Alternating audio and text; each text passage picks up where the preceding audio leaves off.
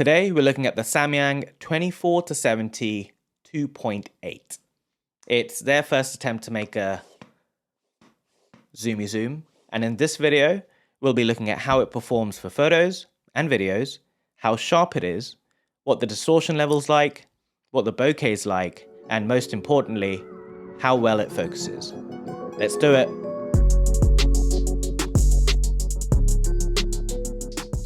Let's get the important specs out of the way. This is a 2.8 lens, which is great. It's made of 17 glass elements and it's got a 9-bladed diaphragm. Let's see what this means for the bokeh later down the line.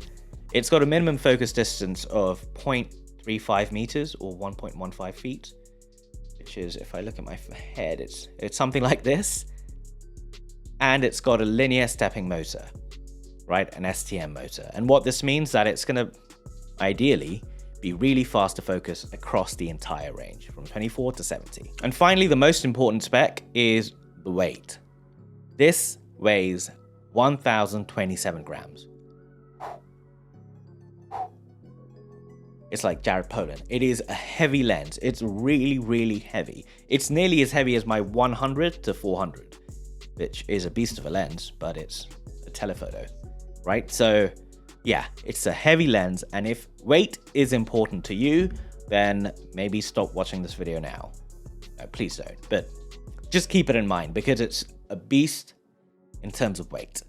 And that is all I have to tell you about the specs. Let's get on with the rest of the video. Let me get one thing straight about photos that come out of the camera using this lens. They are absolutely beautiful. I love them. If you haven't seen my video where I walk around London using this lens, then do it, because some of the images are absolutely fantastic.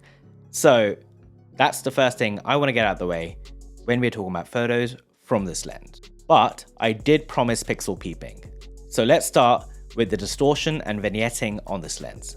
We'll go through the entire range from 24 to 35 to 50 to 70.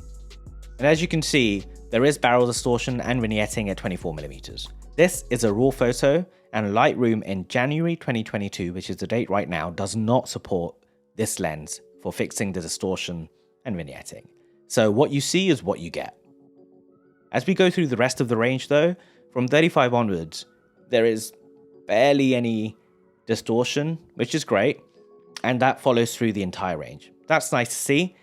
Going back to the 24, just wanted to let you know that there is barrel distortion and vignetting at 24, so keep that in mind. Let's move on to the sharpness. I found this van in King's Cross which had some writing on it and it was pretty hip, so I had to take photos of that. I'll cycle through the entire zoom range and the apertures so you'll see them on screen. Let's get started. Let's start with the 24 at f2.8, 4 and 5.6. You've got the center photos and the edge photos. What do you make of it? I'll hold it here. Let's do the same for 35. Again at 2.8, 4 and 5.6.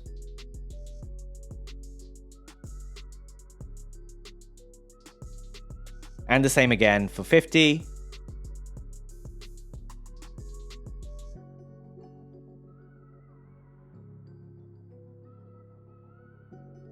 And finally at 70, 2.8, 4 and 5.6.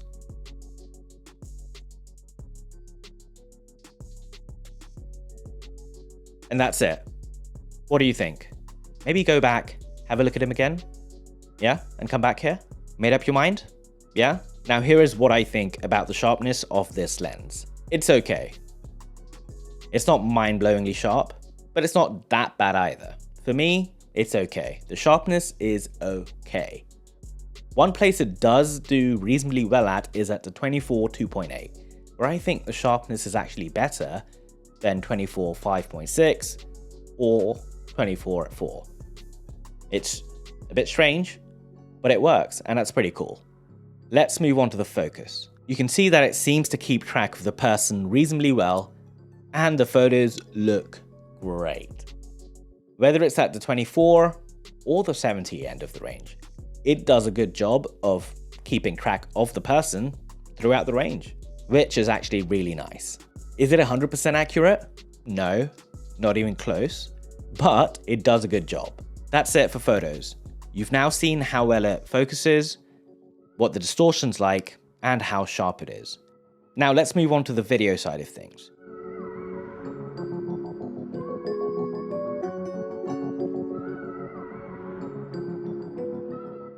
Everything I said about this lens and photos holds true for video.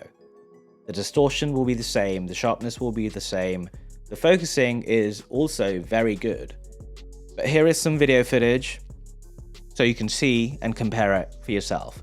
It keeps track of the person really well, and I'm really happy with how this lens does when it comes to focusing, both for videos and photos. I do have to give some credit to the Sony A7IV because it's a fantastic camera and it most definitely helps this lens. So thank you. But overall, I'm really happy with the focusing for this lens, for photos and videos.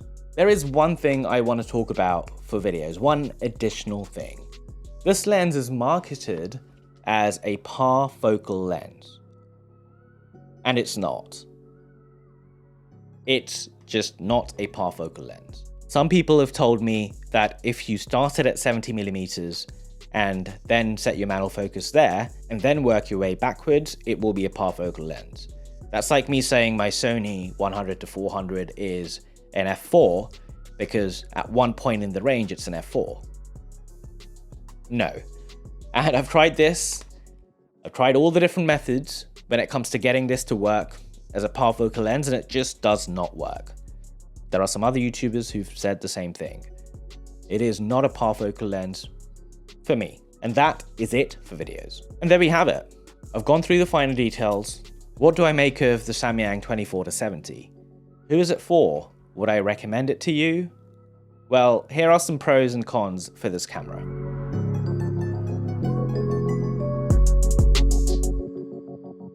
The pros? Well, this lens just takes beautiful photos. The renditions of the images is fantastic. I love it. That's one. The second, it's sharp enough, right? Maybe it's not, Sony G Master level of sharpness or even the Sigma level of sharpness, but it's sharp enough for me. And most importantly, it focuses well throughout the range, right? It's got great focusing from 24 to 70, which is fantastic. Moving on to the cons, I think this lens is not as sharp as the Sigma 24-70 or the Sony G Master 24-70. And a bigger con maybe for most of you is how heavy this lens is. It's heavy, right? But one big pro is the cost. This lens cost £850, which is £250 cheaper than the Sigma 24-70 and £950 cheaper. Ooh, a lot of money, cheaper than the Sony G Master. Wow, that's a lot of money that you can save, right? This lens for £850, fantastic. Now, some of you might tell me that, hey, Sohail, there's a Tamron and a Sigma 28-70-ish. What about those? Well, 24 does not equal to 28, and maybe that's a different video, so not right now. But when you look at the image quality, the focusing ability, and the overall images that come out of this lens, this is a fantastic lens for a fantastic price, with a few shortcomings. Weight and sharpness a little bit. But that's it. That is the Samyang 24-70 2.8. I hope you found this useful, even a little. If you did, please subscribe, like. Any more comments you have around this camera, leave them down below and I'll reply to them. And I will see you in the next one. Bye.